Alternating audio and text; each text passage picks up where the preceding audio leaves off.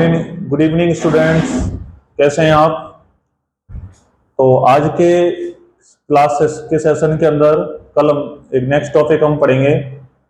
कल last class में हमने रिफ्लेक्शन से रिलेटेड जो भी कॉन्सेप्ट पढ़ा है उससे आगे का जो पार्ट है, तो आज हम पढ़ेंगे परावर्तन के नियम, that means law of reflection.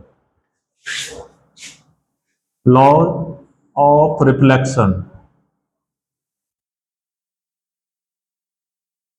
जिसको हम क्या बोलते हैं, परावर्तन के नियम। तो परावर्तन के नियम में पहला एक नियम आता है फर्स्ट लॉ, यानी कि वो क्या है, जैसे ये आपकी एक रिफ्रैक्टिंग सरफेस है, ये क्या है आपकी रिफ्रैक्टिंग सरफेस, ये बन गया आपका नॉर्मल, दैट मीन्स अविलंब।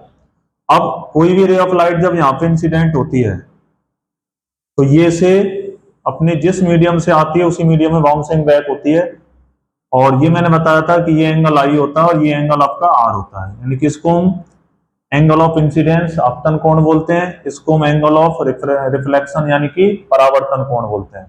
तो फर्स्ट लॉ क्या होता है कि incident ray, reflected ray and normal तीनों ही एक सेम प्लेन के अंदर लाई होते हैं, यानी कि एक ही तल में ये उपस्थित होते हैं।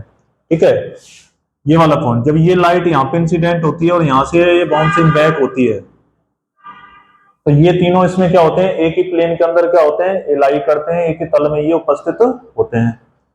तो दूसरा जो लॉ है वो क्या है कि यहाँ पर जो एंगल आई होगा वो एंगल आर के क्या होगा, इक्वल होता है।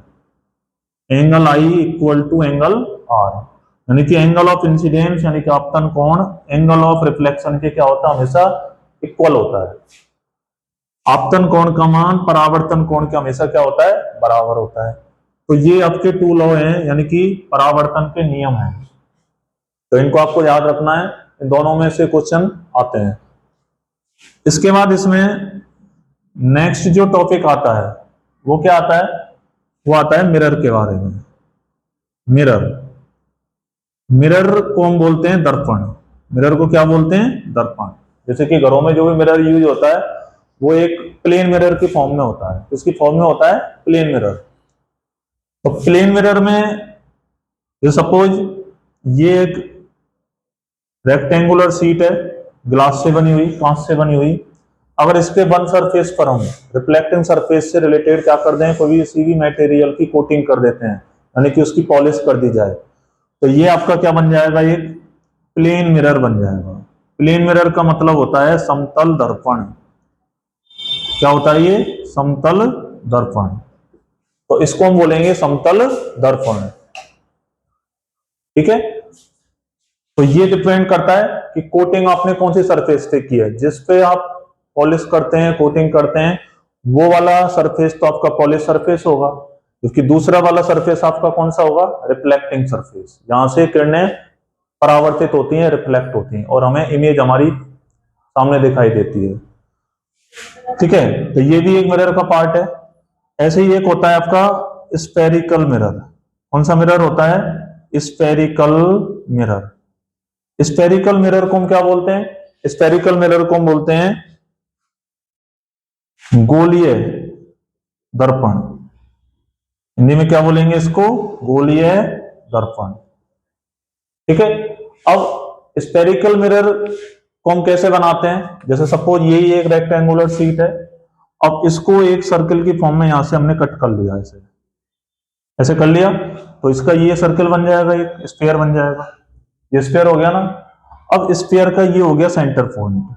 कौन सा पॉइंट हो गया, ये सेंटर पॉइंट। अब सेंटर पॉइंट से सेम डिस्टेंस पे यहां से इसको कट कर दिया, यहां से इसको कट कर दिया। ठीक है, तो इसके हमें दो पार्ट मिलते हैं ऐसे, इस तरीके से, और ये इसका सेंटर है।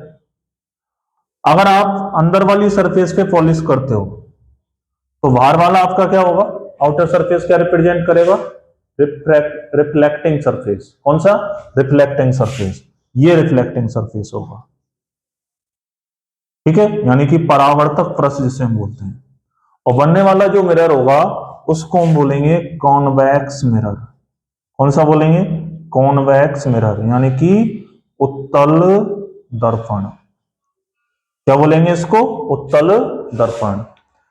सेम इसी वे में यदि आउटर सरफेस पे आपने पॉलिश की है, इस वाली सरफेस पे, ठीक है, इस वाली सरफेस पे अगर आप यहाँ पे कोटिंग करते हो एक रिफ्लेक्टिंग मटेरियल से, तो ये वाला सरफेस पॉलिश सरफेस होगा, तो इसका जो अंदर वाला पार्ट है, इनसाइड वाला, ये होगा आपका रिफ्लेक्टिंग। कौन सा होगा ये? Reflecting surface. कौन सा बनेगा? Reflecting surface. तो ये वाला जो मिरर है, जो अंदर वाला रिफ्लेक्टिंग सरफेस आउटर पॉलिश होती है, इसको हम बोलेंगे कॉनकेव मिरर। क्या बोलेंगे इसको? कॉनकेव। कॉनकेव का मतलब होता है अवतल दर्पण। क्या मतलब होता है इसका? अवतल दर्पण। और भाल वाला क्या होता है? ये दूसरा वाला उत्तल दर्पण, दैट मीन्स कॉन्वेक्स मिरर। तो इस तरीके से आप मिरर को, जो स्फेरिकल मिरर है, उसको दो पार्ट में कन्वर्ट कर सकते हो, एक कॉनकेव मिरर, दूसरा आपका कॉन्वेक्स मिरर। ठीक है। अब कॉनकेव मिरर क्या वर्क करता है? कॉनकेव मिरर करता है कि जो रे ऑफ लाइट इस पे इंसिडेंट होती है, उसको आफ्टर रिफ्लेक्शन यानी कि परावर्तन के पश्चात एक ही पॉइंट पे फोकस करता है, यानी कि कन्वर्जिंग कर देगा, एक ही पॉइंट पे उनको इंटरसेक्ट करेगा रे ऑफ लाइट को। ठीक है। और जो आपका कॉन्वेक्स मिरर होता है, ये क्या करता है? रे ऑफ लाइट को, यानी कि प्रकाश की किरणों को फैलाता है। जैसे गाड़ी की हेडलाइट होती है, उसमें रे ऑफ लाइट फैलती है ना, जिससे ज्यादा से ज्यादा एरिया आपका कैसा होता है? कवर होता है। तो ऐसे ही यहाँ पे कॉन्वेक्स मिरर भी वर्क करता है। तो इस तरीके से ये स्फेरिकल मिरर के कितने पार्ट हुए? 2 पार्ट हुए। ठीक है। अब इसमें जो नेक्स्ट आता है, कुछ इसकी प्रॉपर्टीज होती हैं प्लेन मिरर की। तो वो प्लेन मिरर की प्रॉपर्टी कौन कौन सी है? देखो, प्रॉपर्टीज ऑफ प्लेन मिरर, यानी कि समतल जो आपका दर्पण है, उसकी कौन कौन सी विशेषताएं हैं। ठीक है। तो पहली प्रॉपर्टी है फर्स्ट, कि सपोज ये आपका एक प्लेन मिरर है, ये रिफ्लेक्टिंग सरफेस, ये इसका पॉलिश सरफेस। कोई भी ऑब्जेक्ट इससे कितनी भी सेंटीमीटर दूरी पे हो, जैसे ए बी, ये आपका एक ऑब्जेक्ट है, सपोज यहां से लेके यहां तक जो डिस्टेंस है वो 5 सेंटीमीटर है। कितने सेंटीमीटर है? 5 सेंटीमीटर। तो आपको जो इमेज अपीयर होगी यहाँ पे, वो आपको 5 सेंटीमीटर पर ही अपीयर होती है। तो यहां पर भी आपकी क्या बनेगी? एक इमेज बन जाएगी, जैसे ए डैश, और ये क्या बन गया? B dash. तो ये आपका ऑब्जेक्ट है, और ये आपकी क्या बन गई यहाँ पे? इमेज, यानी कि ये प्रतिबिंब बन गया, और ये क्या है? आपकी वस्तु है। अब क्वेश्चन आता है कि calculate distance between object and image, यानी कि ऑब्जेक्ट से इमेज के बिटवीन जो गैप है, कितनी डिस्टेंस पे है। तो ये वाला जो डिस्टेंस है टोटल कितना हो गया? 10 सेंटीमीटर। कितना हो गया? 10 सेंटीमीटर। तो ये आपकी फर्स्ट प्रॉपर्टी हो गई। सेकंड प्रॉपर्टी क्या है इसकी?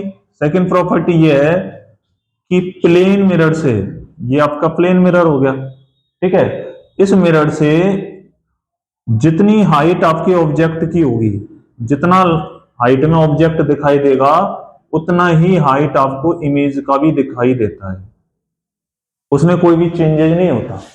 ठीक है। एक तो डिस्टेंस वाला फीचर्स हो गया, एक हाइट वाला फीचर्स हो गया, तो सेम ही रहेगा। थर्ड प्रॉपर्टी क्या है? थर्ड प्रॉपर्टी होता है कि प्लेन मिरर में, जैसे किसी भी ह्यूमन बीइंग को हम उसके सामने खड़ा कर दें स्टैंडिंग कंडीशन में, तो उसका लेफ्ट पार्ट राइट में और राइट वाला लेफ्ट में, यानी कि उसका रिफ्लेक्शन होता है। ठीक है ना, यानी जिसको हिंदी में बोलते हैं हम पार्श्व परावर्तन। ठीक है। जैसे अगर किसी को लेटर को हम लिखें ऐसे आर, इस फॉर्म में, तो ये हमें इसमें कैसे दिखाई देगा? इस फॉर्म में। ठीक है। तो ये इसकी थर्ड प्रॉपर्टी हो गई। फोर्थ प्रॉपर्टी क्या है इसकी? फोर्थ प्रॉपर्टी होती है कि अगर कोई भी एक ऑब्जेक्ट है प्लेन मिरर में v वेलोसिटी से मोशन करता हुआ मूव करता है मिरर की तरफ, तो जो इमेज होगी वो आउटर साइड में ऐसा लगेगा कि इसकी डबल 2 टाइम्स वेलोसिटी, यानी कि डबल वेलोसिटी से बाहर की तरफ आ रही है। तो इस तरीके से ये इसकी क्या बन गई? नेक्स्ट प्रॉपर्टी बन गई। ठीक है। ऐसे ही फिफ्थ प्रॉपर्टी क्या है इसकी, फिफ्थ प्रॉपर्टी ये है कि अगर हमें एक मिरर का हाइट कैलकुलेट करना है, जैसे सपोज ऑब्जेक्ट का हाइट आपका 10 फीट है, ठीक है, तो उसके लिए कितना प्लेन मिरर का रिक्वायरमेंट है, तो उसकी हाइट को हम कैसे कैलकुलेट कर सकते हैं, तो फॉर्मूला है इसका height of plane mirror, height of plane mirror, यानी कि प्लेन मिरर की लंबाई को हम कैसे नाप सकते हैं, यानी कि जो ऑब्जेक्ट की हाइट है, यानी कि height of object, height of object, इसको डिवाइड किससे कर देंगे, 2 से, इसको किससे डिवाइड करेंगे, 2 से। तो ये आपकी कुछ प्रॉपर्टीज होती हैं जो कि किसको रिप्रेजेंट करती हैं, प्लेन मिरर की प्रॉपर्टीज को रिप्रेजेंट करती हैं, ठीक है। तो फर्स्ट प्रॉपर्टी क्या है, जितने सेंटीमीटर पर आपका ऑब्जेक्ट होगा उतने सेंटीमीटर पे आपका क्या होता है, इमेज बनता है, फर्स्ट प्रॉपर्टी। सेकंड प्रॉपर्टी क्या हुई कि जितनी हाइट में ऑब्जेक्ट है उतनी हाइट में आपका क्या होता है, इमेज बनता है, सेकंड प्रॉपर्टी। थर्ड प्रॉपर्टी क्या है, लिटरल इन्वर्जन हो जाता है इसका एक तरीके से, यानी कि इसको हम बोलते हैं पार्श्व परावर्तन, ठीक है। अगर कोई भी लेटर आपको ऐसे दिखाई दे रहा है तो वो लेटर ऐसे दिखाई देगा, ह्यूमन बीइंग अगर खड़ा है तो लेफ्ट ये हाथ आपको ऐसे दिखाई देता है, अगर ऐसे आप करोगे तो ये ऐसे दिखाई देगा, ठीक है। तो इसको हम बोलते हैं लिटरल इन्वर्जन। प्लेन मिरर की तरफ अगर आप कोई वेलोसिटी b से, जैसे ह्यूमन बीइंग b से b वेलोसिटी से इसकी तरफ मूव करे तो इमेज हमें ऐसा लगेगा, ऐसा अपीयर होगा कि वो डबल वेलोसिटी से बाहर की तरफ मोशन कर रहा है। और फिफ्थ है हाइट ऑफ प्लेन मिरर, यानी कि प्लेन मिरर की जो ऊंचाई है, हाइट को हम कैसे मेजरमेंट करें, तो उसका सीधा सा फॉर्मूला है कि हाइट ऑफ ऑब्जेक्ट, जो ऑब्जेक्ट की हाइट है उसको अगर आप 2 से डिवाइड कर दो तो हमें रिक्वायर्ड, यानी कि जो हमें आवश्यक है प्लेन मिरर, वो हमें उसकी हाइट मिल जाती है, ठीक है। तो ये सारी जो प्रॉपर्टी है वो किससे रिलेटेड है, प्लेन मिरर से रिलेटेड है, ठीक है। तो आज के लिए आप इस कॉन्सेप्ट को तैयार रखें, ठीक है। नेक्स्ट वीडियो में हम स्फेरिकल मिरर के बारे में पढ़ेंगे, तब तक के लिए थैंक यू।